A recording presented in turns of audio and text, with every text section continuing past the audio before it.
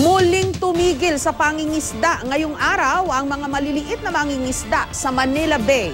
Sa halip nagkilos protesta sila para tutulan ang inamyendahang Fisheries Code at ang mas mabigat na parusang nakapaloob dito laban sa iligal na pangingisda.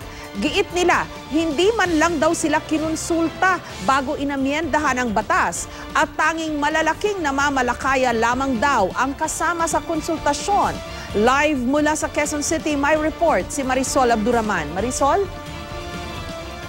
Jessica, kaya naman fish holiday ang kanilang isinagawang hakbang bilang pagtutol nga doon sa Republic Act 10654 o ito yung inamyendahan ng Fisheries Code of 1998. Kaya naman kung aside na doon sa palengke or dapat doon sila sa palengke o sa laot, dapat kanina ay by doon nga sila kanina sa Quirino Grants and Jessica nagtipon-tipon para nga magsagawa ng kilos protesta dito nga sa kanilang talagang idinadaing, kanilang inirereklamo at nilalabanan na pagpapatupad nga nitong inamyendahang batas. Ang karaniwang maingay na bagsakan ng isda sa Navotas Fishport ngayong araw biglang tahimik. Nagtigil benta kasi ang mga mangingisda. Kukumpara nyo sa normal na araw, itong gantong oras nagkakagulo na buyer namin. Ngayon tingnan nyo, halos walang tao. Hindi ito normal na sitwasyon dito sa Market 3 ng Navotas Fishport. Dahil dati-dati raw kapag ganitong oras, punong-puno na ng mga banyera dito na punong-puno ng mga isda at marami na rin daw ang mga namimili. Pero ngayon, kita nyo naman, halos malinis. Were you able to buy fish? No fish? Yeah, no fish today. No fish? No fish today. Okay. Dati-dati mga ilang kilo po ba ang inyong Mga 200, ganyan. 200 kilos. Ngayon, ilan lang po ang nakuha nyo? 20 lang yata yun. Sa halip na magbenta, nagtungo ang maliliit na mangingisda sa Quirino Grandstand sa Maynila para magprotesta.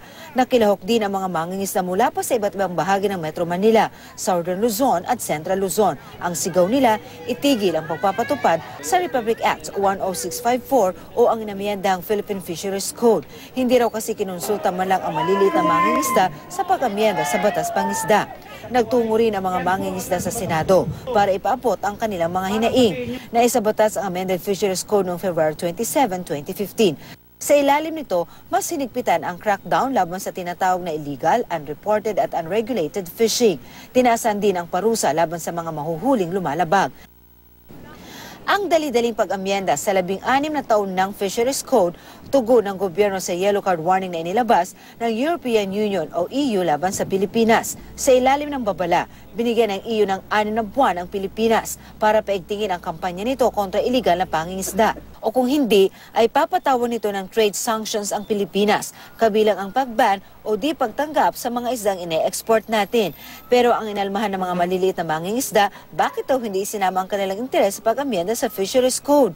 Yung mga magugutom, anong gagawin ng magugutom? Saan sila kukuha ng pagkain nila?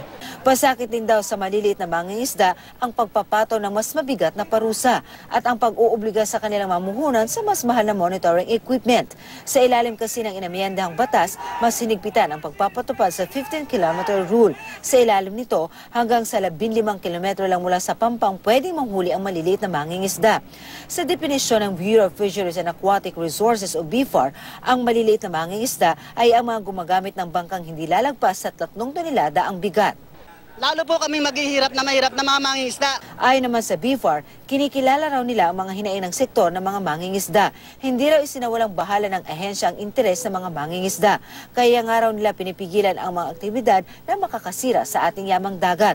Hindi rin daw totoong mas pinapanigan ng inamyendahang batas ang malalaking mangingisda. Ito po kasing batas na ito ay naglalayo na parusahan po yung malalaking palakaya kung sakali po sila magkakamali. So kung sasabihin po natin na yun po malalaki ay pinapagod natin, yun nga po yung parusa, sa kanila nga po yung pinakamalaking parusa. Ma'am Jess, ayon sa Federasyon ng mga Mangingisda sa buong Pilipinas, kung maaari nga lamang daw magsagawa sila ng kilos protesta araw-araw para may parating talaga, lalo ng araw kay Pangulong Aquino, na yun na po yung kanilang talagang binabanggit kanina na umaksyon dito sa kanilang hinaing, para lamang daw mapigilan nga ang pagpapatupad nitong inamyendahang batas. At balak din ang grupo na magsampa ng kaso sa Korte Suprema dahil kukwestiyonin daw nila ang legalidad ng nasabing batas. Ma'am Jess. Marisol, naapektuhan ba ang presyo ng isda sa mga pangunahing pamilihan natin? Kung hindi man dun sa Navotas dahil hindi nga nagbentahan ngayon dahil fish holiday, dun kaya sa mga palengke, sigurado baka may epekto ito, no?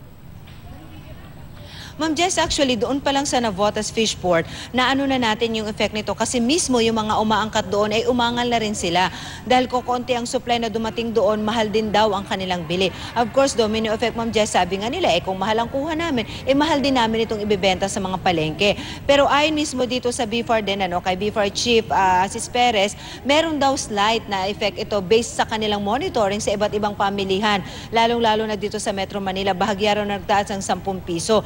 Pero sa kanyang pag-iikot personally dito mismo sa Commonwealth Market, nakita naman daw niya na walang epekto ito doon sa mga presyo ng isda dahil sapat naman daw ang supply doon. At sa pagtatanong-tanong din natin sa ilang market, hindi naman daw gaano nagkaroon ng adjustment except na lamang daw doon sa mga isda na talagang kakaunti daw ang mga dumating na supply, Ma'am Jess. Lalo na't mahirap ang isda ngayon kasi 'di ba masama ang panahon itong mga nakalipas na linggo. Maraming salamat sa iyo, Marisol Abdurrahman.